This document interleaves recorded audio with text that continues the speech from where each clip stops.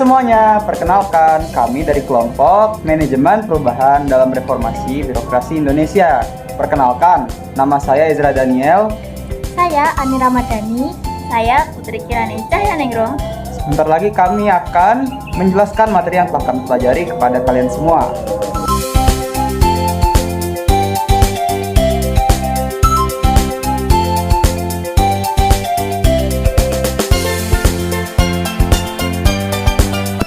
Latar belakang dari penelitian kami kali ini adalah reformasi birokrasi di Indonesia penting untuk menciptakan pemerintahan efektif, transparan, dan akuntabel.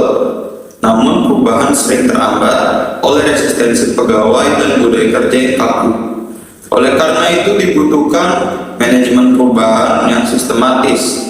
Salah satunya melalui teori 8 Steps of Change dari John Kotter sebagai kerangka pengelolaan reformasi yang berkelanjutan. Dalam membahas manajemen perubahan, kami menggunakan teori 8 Steps of Change dari John Kotter. Teori ini menekankan bahwa perubahan organisasi memerlukan langkah-langkah yang sistematis, yaitu 1.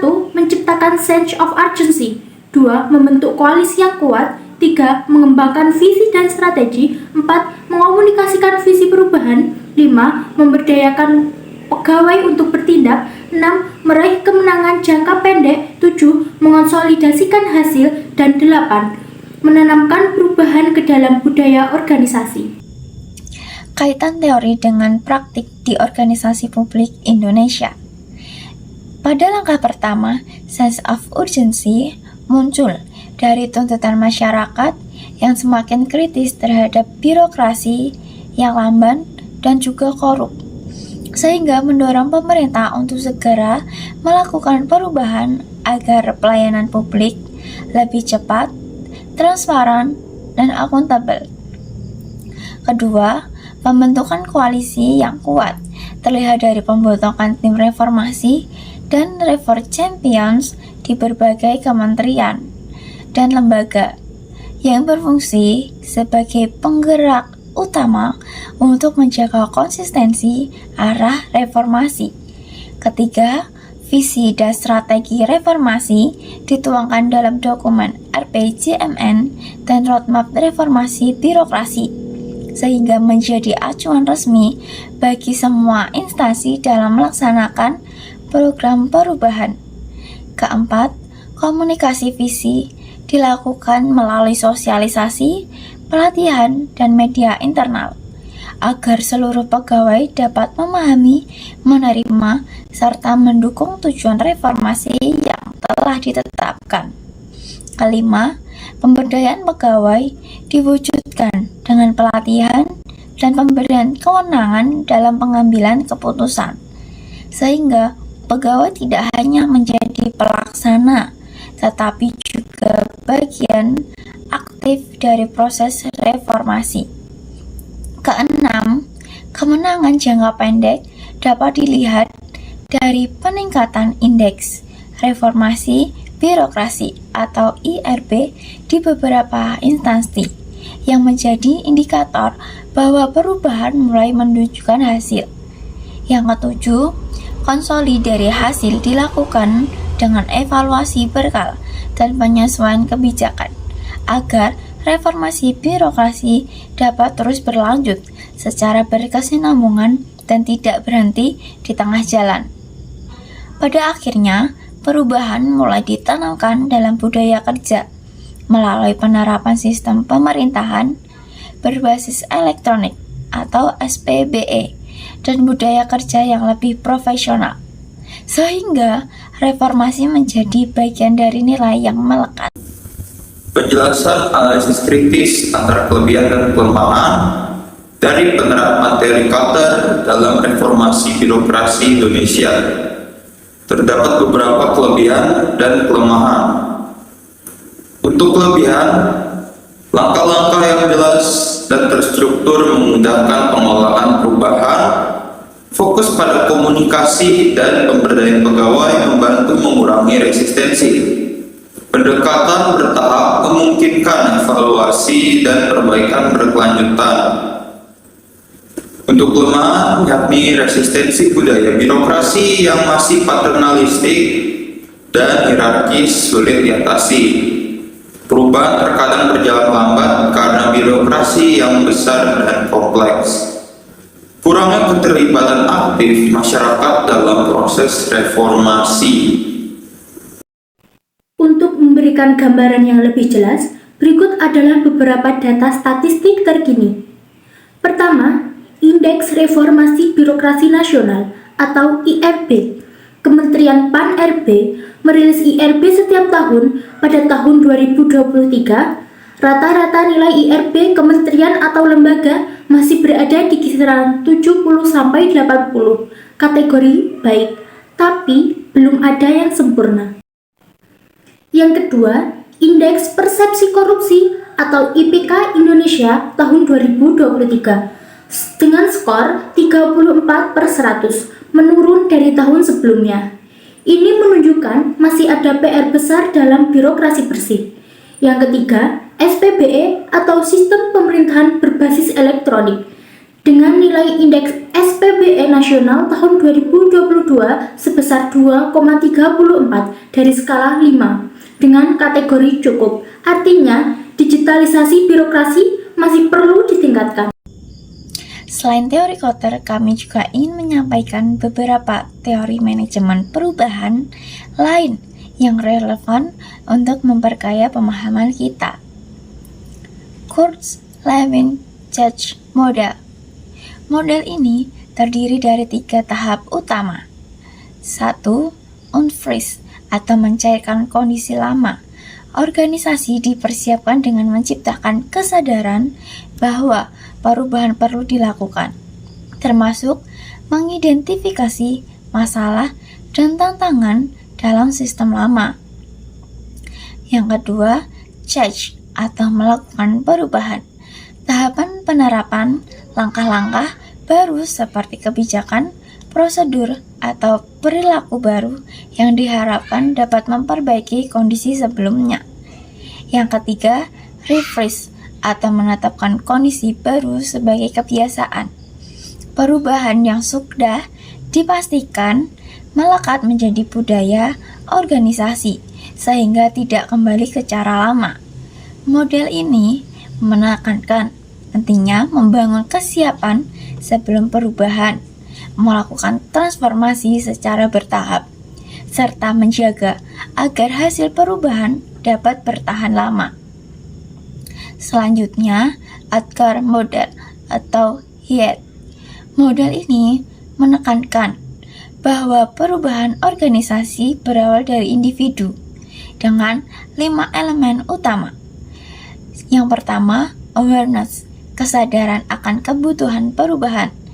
Individu memahami alasan mengapa perubahan harus dilakukan. Yang kedua, desire, keinginan untuk berubah.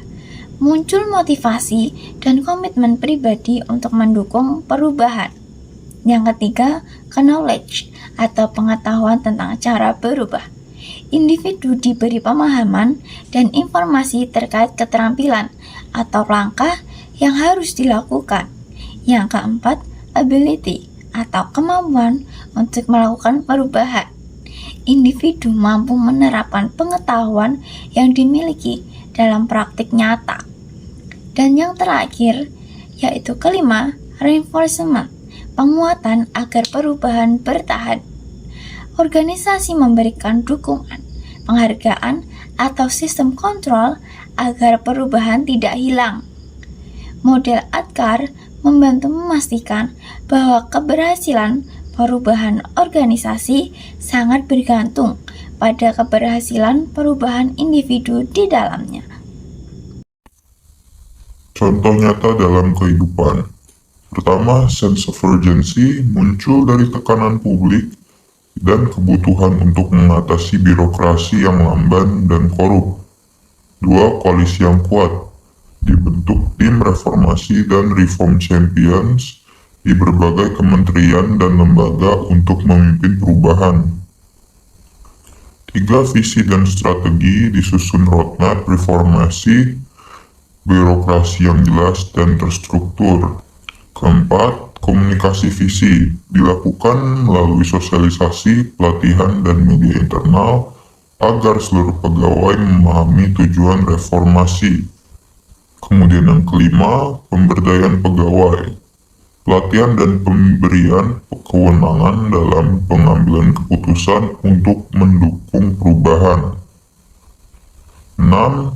Kemenangan jangka pendek terlihat dari peningkatan indeks reformasi birokrasi atau IRB di beberapa instansi. Kemudian 7. Konsolidasi hasil dilakukan dengan evaluasi berkala dan penyesuaian kebijakan. Dan 8 yang terakhir, penanaman budaya baru. Implementasi sistem pemerintahan berbasis elektronik atau SPBE dan budaya kerja profesional yang lebih adaptif. Pelayanan terpadu satu pintu atau PTSP di beberapa daerah yang berhasil mempercepat proses perizinan dengan menerapkan manajemen perubahan, menghilangkan birokrasi berbelit, dan meningkatkan kepuasan masyarakat. Contoh ini menunjukkan bagaimana teori manajemen perubahan dapat diterapkan secara nyata dalam konteks birokrasi Indonesia untuk mencapai reformasi yang efektif dan berkelanjutan. Berdasarkan analisis kami, berikut adalah beberapa rekomendasi untuk pengembangan reformasi birokrasi untuk kedepannya.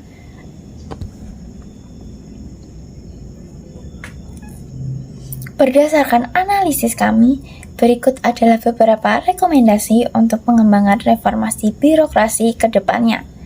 Yang pertama, memperkuat budaya integritas di lingkungan birokrasi melalui program pelatihan anti korupsi, penegakan kode etik secara konsisten, serta penerapan sistem pengawasan internal dan juga eksternal yang transparan.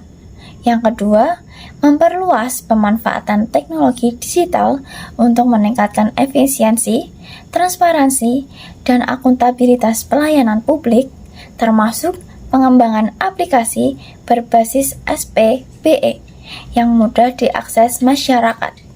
Yang ketiga, meningkatkan kualitas sumber daya manusia dengan pelatihan berkelanjutan, pengembangan kompetensi digital, serta pembinaan pegawai agar lebih adaptif terhadap perubahan dan inovasi teknologi baru. Dan yang terakhir, mendorong partisipasi publik dalam proses pengawasan dan pemberian masukan terhadap pelaksanaan reformasi birokrasi melalui forum konsultasi, kanal aduan digital, maupun survei kepuasan, sehingga tercipta pemerintahan yang lebih responsif dan akuntabel.